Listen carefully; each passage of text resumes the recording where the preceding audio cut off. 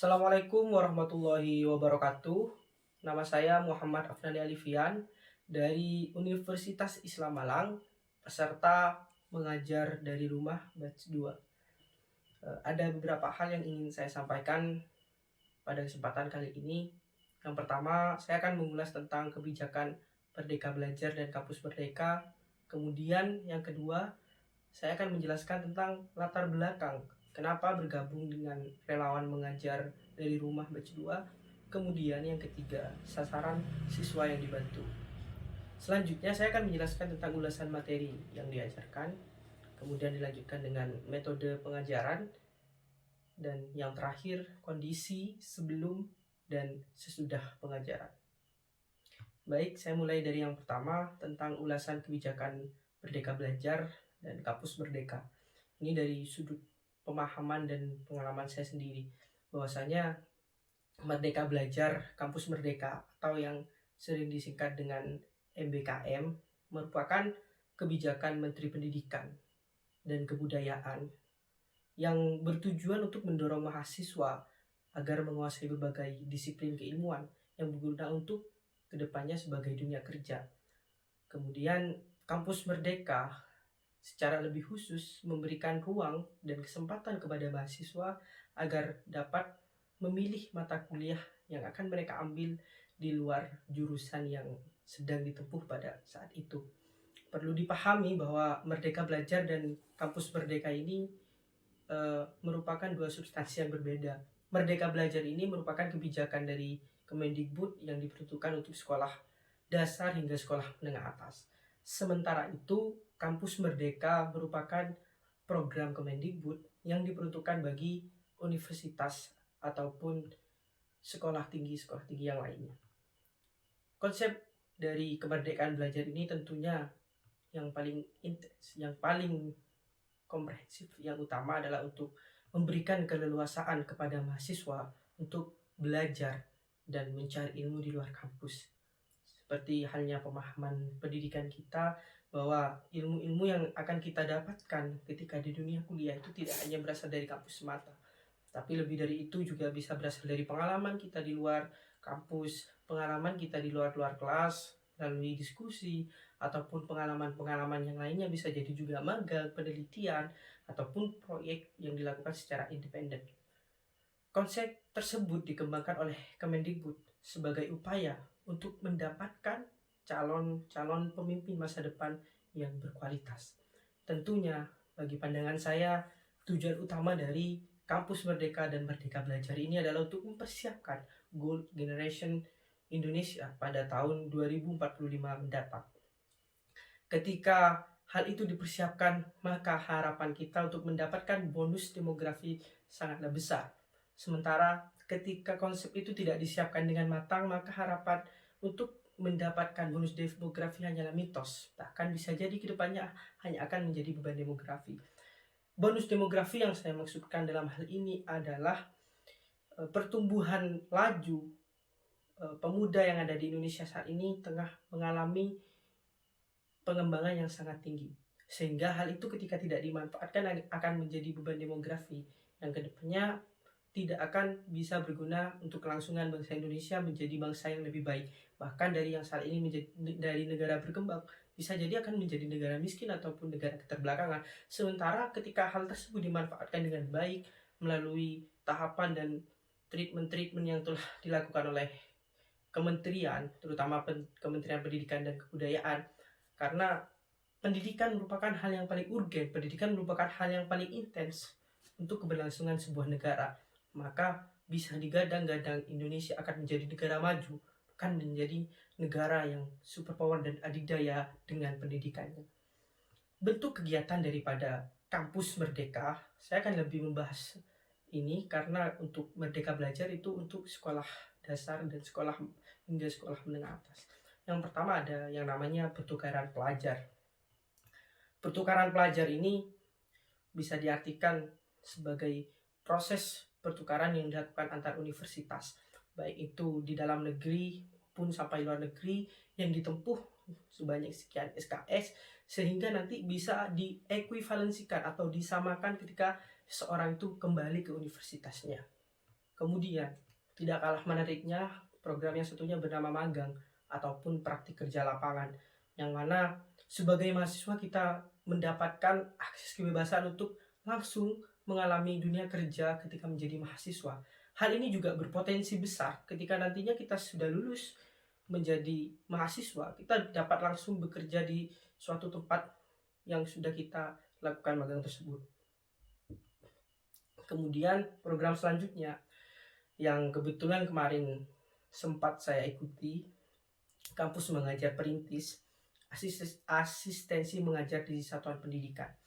Kampus mengajar perintis ini dilaksanakan pada tahun sekarang, bukan tanpa alasan tentunya.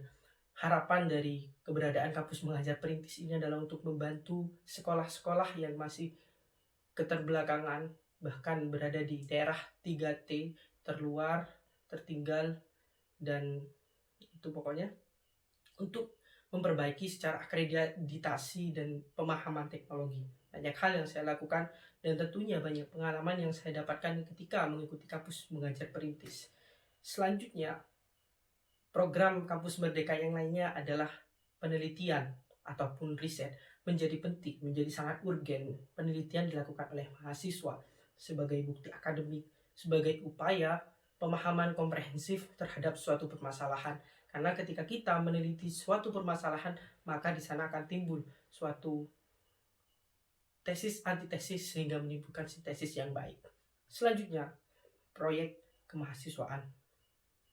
Salah satu proyek kemahasiswaan yang bisa kita lakukan turut terlibat misalnya dalam UNICEF untuk menyelamatkan anak-anak, untuk bagaimana kita merawat generasi di bawah kita agar kedepannya misalnya terhindar dari perilaku-perilaku yang tidak baik, terutama menghindari terhadap yang namanya korupsi, kolusi, dan nepotisme.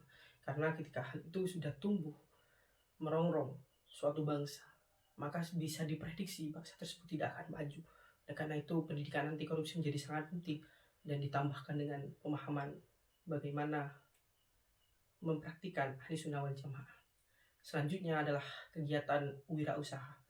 Kegiatan wirausaha sebagai seorang mahasiswa tidak kalah pentingnya juga, mengingat di revolusi industri 4.0 kita harus banyak berinovasi, salah satunya dalam bidang wirausaha.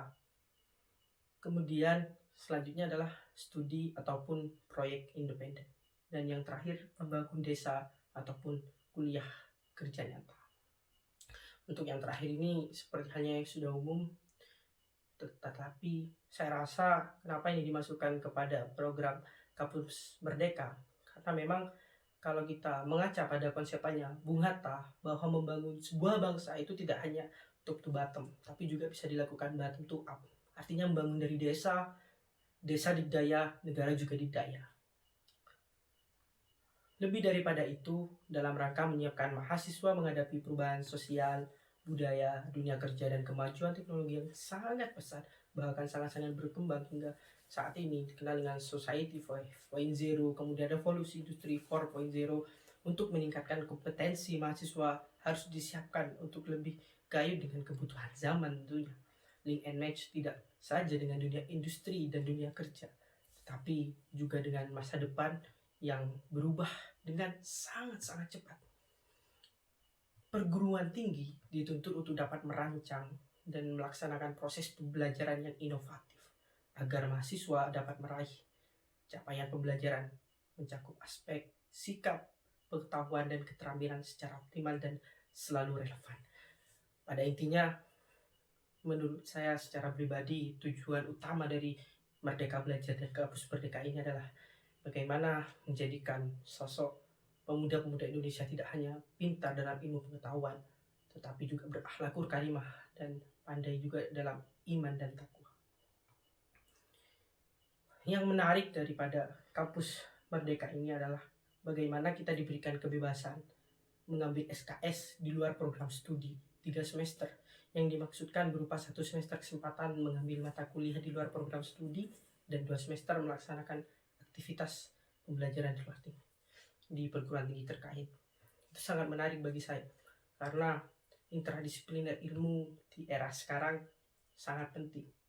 Seperti saya misalnya, yang konsen di dunia pendidikan. Tetapi di samping itu, untuk menjadi guru yang baik, untuk menjadi guru yang berkompeten, saya juga membutuhkan yang namanya pengetahuan tentang teknologi.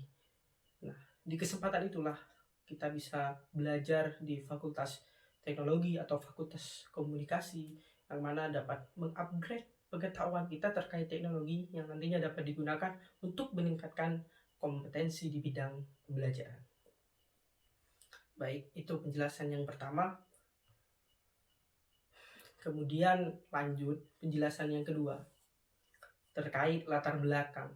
Kenapa saya bergabung dengan relawan mengajar dari rumah batch 2. Saya memiliki beberapa alasan tentunya.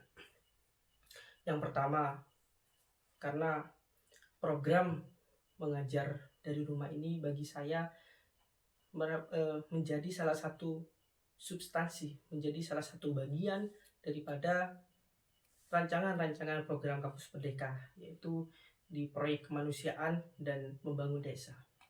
Saya melihat banyak realita yang sangat miris ketika pandemi ini terjadi. Misalnya, banyak anak-anak sekolah dasar, banyak anak-anak sekolah menengah pertama hingga sekolah menengah atas yang berasal dari keluarga yang tidak paham tentang teknologi. Sehingga dari hal tersebut, mereka sering merasa kebingungan, merasa tidak tahu harus bertanya pada siapa dan bagaimana cara menggunakan internet dengan bijak dan baik. Dari keresahan itu, saya tertarik untuk memberikan pengetahuan saya kepada orang-orang sekitar. Seperti halnya yang selalu diajarkan dalam Islam, bahwa sebaik-baiknya manusia adalah yang bisa berguna dan bermanfaat bagi lingkungannya. Kemudian, yang kedua, tujuan saya mengikuti relawan mengajar dari rumah ini untuk menambah khazanah pengalaman. Karena sebagai manusia saya tidak pernah puas dengan apa yang saya lakukan. Menambah pengalaman, terutama terjun langsung di masyarakat, memberikan ilmu pengetahuan kepada adik-adik, bagaimana mereka menggunakan teknologi, bagaimana mengajari mereka pembelajaran bahasa Indonesia yang baik, kemudian pembelajaran-pembelajaran lain, itu sangat menarik bagi saya. Tentunya tujuan lainnya adalah untuk meningkatkan sumber daya masyarakat yang ada di sekitar saya. Dan tujuan saya yang ketiga, dengan memahami kondisi pendidikan yang ada di desa, saya juga turut belajar bagaimana caranya memahami dinamika yang ada di masyarakat.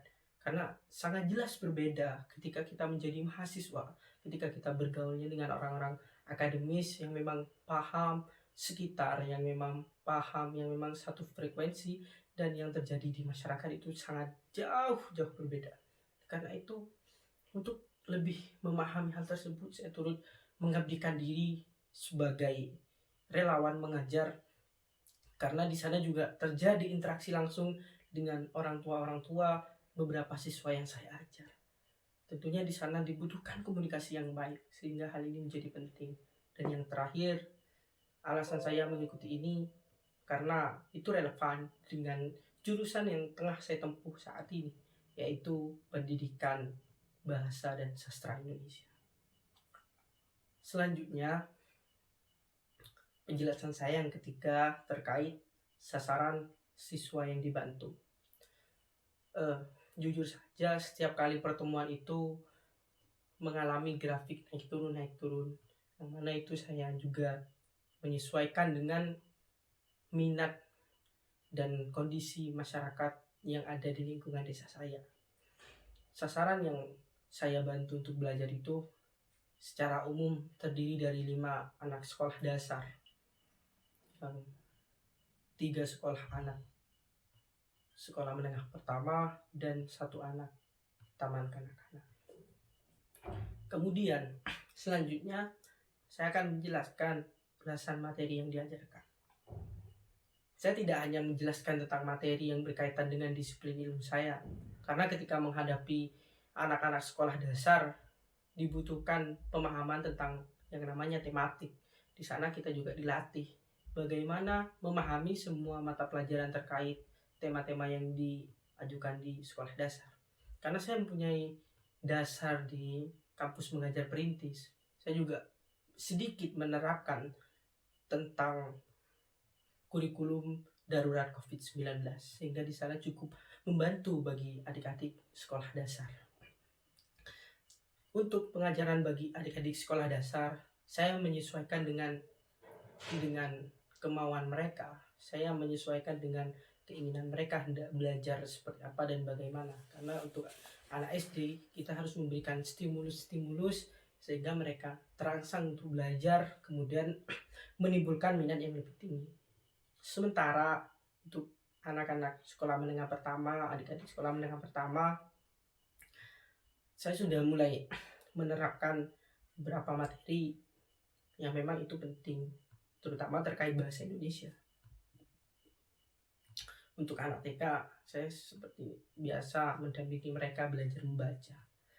Nah, di samping mengajarkan materi wajib, saya juga mengajarkan bagaimana menggunakan video conference dengan baik, sehingga ketika ada pembelajaran menggunakan Zoom ataupun Google Meet, mereka bisa mengikuti.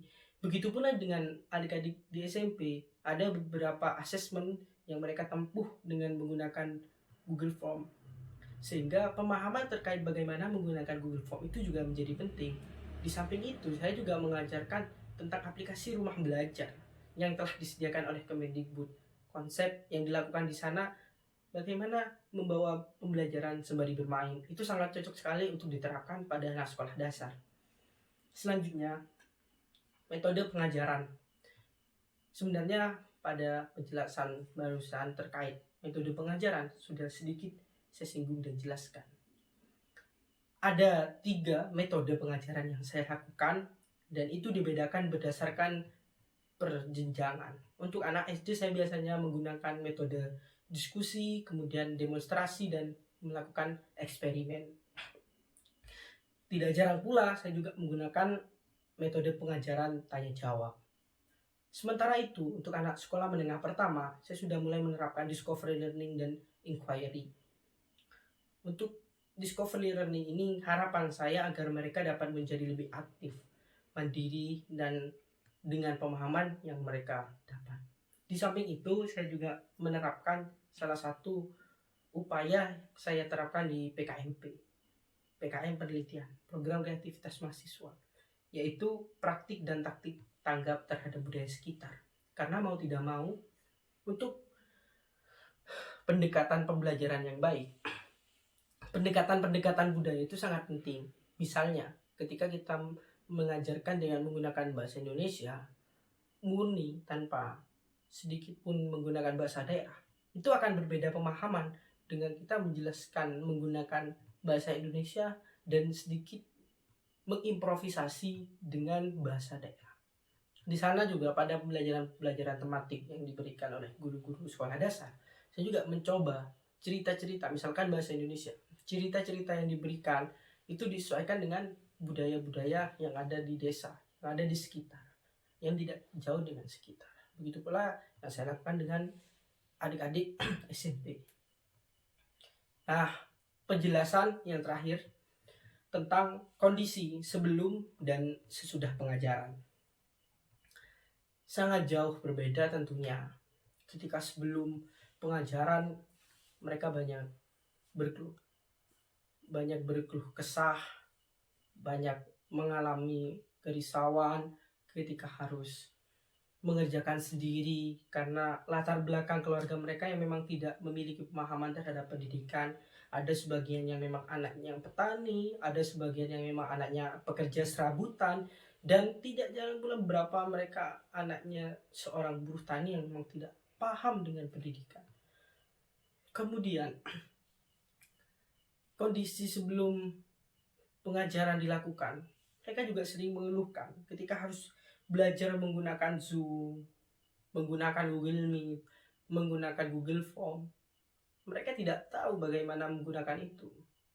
Ketika mau bertanya terhadap orang tua, mereka tidak bisa.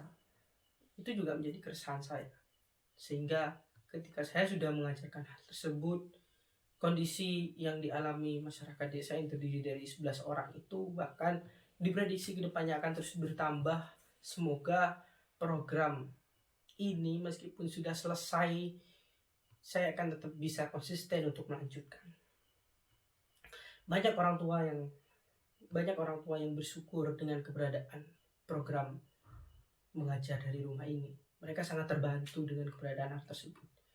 Apalagi adik-adik.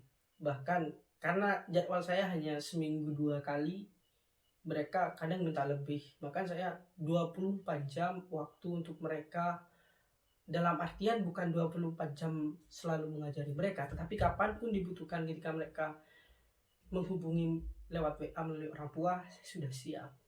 Meskipun pada suatu saat saya pernah bentrok dengan kuliah, saya lebih mengutamakan mereka karena ini sudah menjadi keresahan. Apalagi di masa pandemi COVID-19 ini, notabene memang tidak paham bagaimana menggunakan teknologi tersebut.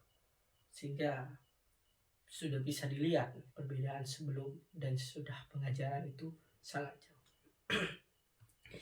Itu saja penjelasan dari saya. Saya Muhammad Afnani Alifian dari Universitas Islam Malang.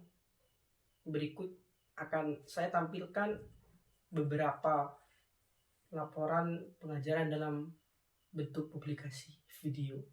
Terima kasih. Assalamualaikum warahmatullahi wabarakatuh.